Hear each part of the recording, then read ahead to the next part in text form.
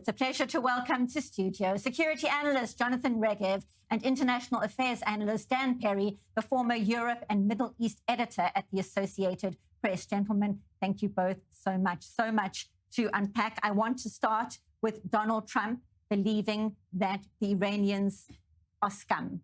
It's not quite like Churchill, let's be honest, in his choice of words. Nonetheless, we know what to expect, and his message is abundantly clear right now while this NATO summit continues. Your thoughts, your take, Dan Perry? Look, it's easy just to dismiss things that Trump says. Trump also said the day before the MOU that the whole civilization will be wiped out, absurdly. He also said a year and a bit ago that all of Gaza will be depopulated. So, sure, not everything he says is to be taken literally or even seriously. On the other hand, what you saw was very obviously a U.S. president who is exasperated, and he has every reason to be exasperated because the U.S. offered the regime in Iran such a stupendous olive branch. So many people, including myself, called it a capitulation deal par excellence, having abandoned pretty much all of the U.S. war aims, not demanding anything of the regime other than just the promise that they will hand over the enriched material and not pursue a nuclear weapon, which they should be able to do. They've been doing that anyway. It's amazing that given all this, and given the hundreds of billions of dollars, and given the potential for total removal of sanctions and total unfreezing of assets, they still can't take yes for an answer. It suggests that the surviving Iranian regime believes it has complete leverage over the U.S., and wishes to humiliate the U.S., and has identified that if they only have one more success in their current effort to also extract the right to impose blackmail tolls on the ships passing the Strait of Hormuz, then this will be a permanent source of income for them. Not one time, but permanent forevermore. They're obviously willing to fight for that. Now, the U.S. and the world at large cannot possibly allow this, which is why you look at this in stupefaction, honestly. My conclusion is that they've overplayed their hand. Trump cannot sign this deal. He can't.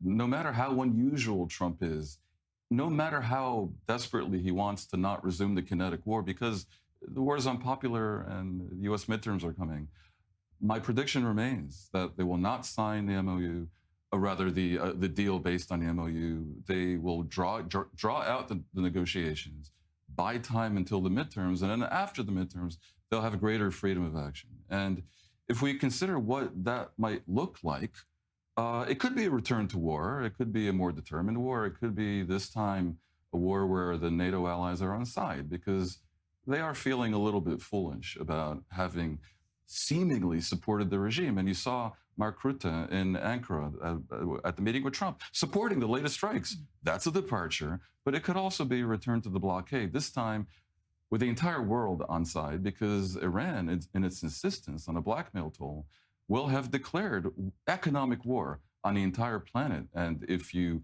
invite war, sometimes you may get it. It's not only Israel waiting with bated breath to see how it all unfolds, also Gulf nations, Kuwait, Bahrain, Saudi Arabia. What do you make of this, your assessment? Well, Dan? at least Rubio went to the Gulf to meet with some of them last week, and no such pleasure is afforded Israel, not on Rubio's trip and not now on with Hegseth.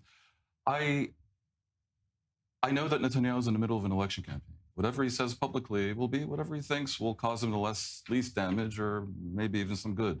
He's way behind in the polls, as we know. Does he really want to meet with Hegseth at a moment when, for the past several weeks, the animating instinct in America has been to blame Israel, basically, and to sideline Israel? Trump, when inviting Netanyahu to the White House a few days ago, leaked that Netanyahu knows that he's the boss and suggested this was a meeting where he would, explain to Netanyahu what he has to do. We know that Israel is under enormous pressure to comply with ceasefires in Lebanon, for example, that it's not so comfortable with.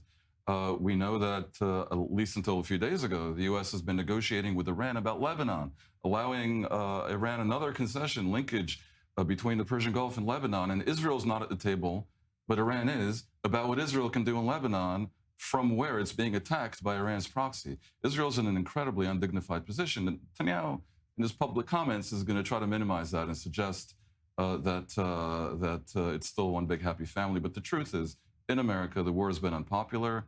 Trump must know that he's widely seen to have capitulated. Everyone's unhappy.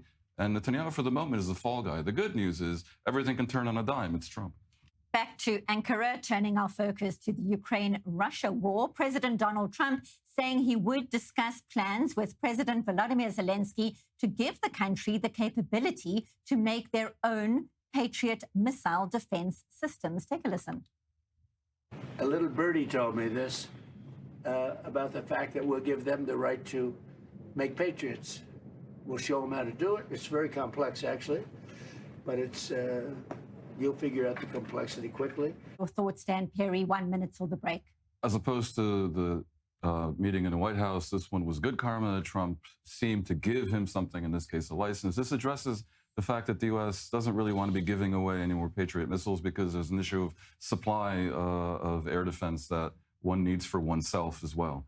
It's also a way of projecting to the world that there still is some American support for Zelensky, and perhaps because they're under great danger from ballistic missiles coming from Russia, to hasten the day when Putin agrees, as Trump suggested today that he might, to basically freeze the front lines and agree to some Korean Peninsula type of demilitarized zone and call it a day. We will keep watching. Dan Perry, Jonathan Regev, appreciate your insights. Thank you for being with us, as always.